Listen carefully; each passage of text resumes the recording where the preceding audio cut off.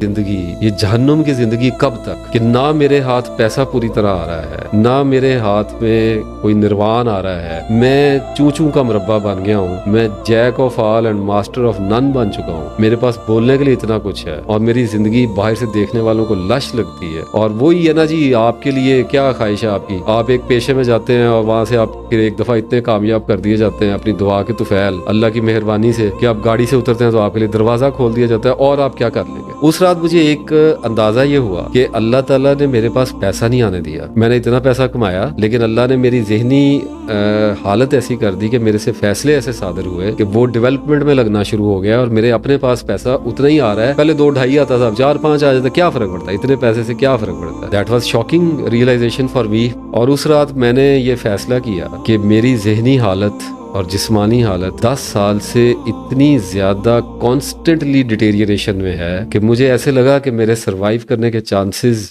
बिल्कुल नल हो चुके हैं और मैं जो भी कर रहा हूँ वो गलत कर रहा हूँ। मैं पैसा कमाने के पीछे अपनी लाश को अपने कांधे पे उठा के घिसटता हुआ चल रहा हूँ। It is not working. I have seen it very clearly and I told my self, for God's sake, hold your horses, give me a break and think about yourself. And literally that night changed everything of my life. आपको पता है मैंने क्या किया? मैंने अपनी company से resign कर दिया। फौरन नहीं किया, उस रात मैंने गाड़ी पकड़ी और चीचा पत्नी अपने घर वापस आ गया और मैंने अपनी बीवी के साथ बैठा। मैंने उसे कहा कि मुझे लगता है 2 कैंप्स में से एक चूज करना है, मुझे फाइनली अल्लाह ताला की तरफ जाना है। मैंने दुआ की थी कुशाइश की, मैंने उससे पहले दुआ की थी अपने घर वापस आने की। आज मैं उन दोनों दुआओं की कबूलियतों के अंदर खड़ा हूँ और मैं बेवफाई नहीं कर सकता। और मैं इसलिए बेवफाई से नहीं वापस आ रहा कि मैं बहुत वफादार हूँ, नहीं, मैं डर गया हूँ। मुझे ऐसे लगता है जैसे अगर मैं अब वापस ना मुड़ा तो अल्लाह मुझे पकड़ लेगा। और आप यकीन करें कि मैं शायद 40-42 दिन या शायद 45 दिन अपने कमरे से बाहर नहीं आ सका। और मैंने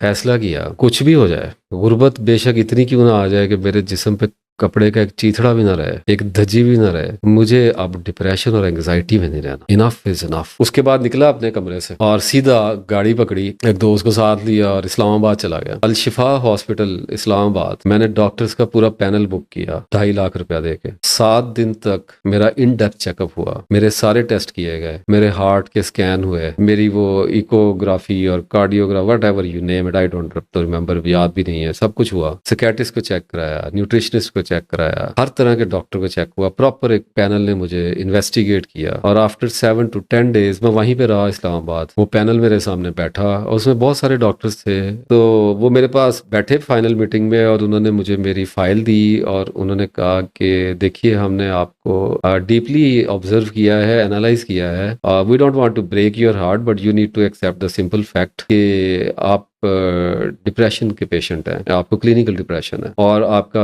B12 थोड़ा डाउन था मेरा और विटामिन D डाउन था। उन्होंने कहा कि शायद आपका वजन वगैरह गिरने की और सिम्टम्स आने की ये वजूहात भी हैं और उसके साथ एंग्जाइटी की भी आपको और डिप्रेशन की भी चीज़ें चल रही हैं। And you need to change your lifestyle, you have to do lot of improvements। आपको एक्सरसाइज वगैरह करनी पड़ेगी और फूड हैबिट्स चेंज करनी पड़ेगी, स्मोकिंग छोड़नी पड़ेगी। और न्यूट्रिशनिस्ट ने मुझे एक पूरा मैप डिजाइन करके दिया। वो टर्किश थी, आई स्टिल रिमेंबर हर। और मैं लापरवाह मलंग आदमी, मेरे से कहाँ ये 11 बजे पत्ते खाने हैं, 9 बजे सेब खाना है, मेरे से कहाँ किया जाता है। आ गया लेके और एक तसल्ली लेके उठा वहां से, बड़े सोच विचार और बड़े गौर फिक्र के बाद गया था और सिर्फ ये देखने के लिए गया था कि कहीं मुझे कोई डीपली कोई फिजिकल इशू तो नहीं चल रहा। ये हर एंग्जाइटी वाले को जो होता है कि कुछ मेरे साथ कुछ है तो नहीं, कोई गुर्दे, कुछ जिगर, कोई हार्ट में कोई इशू तो नहीं चल रहा। तो सबसे पहले तो इस बला से पीछा छुड़ाया कि मुझे कुछ है और इस फैक्ट को एक्सेप्ट किया कि मैं डिप्रेशन का पेशेंट हूँ, मुझे एंग्जाइटी है, मुझे स्ट्रेस है, मैं ट्रोमेटिक हूँ, सिम्टोमेटिक हूँ और मुझे अब इससे निपटना है। और जो कुछ भी मेरे साथ होता है वो फिजिकल तो है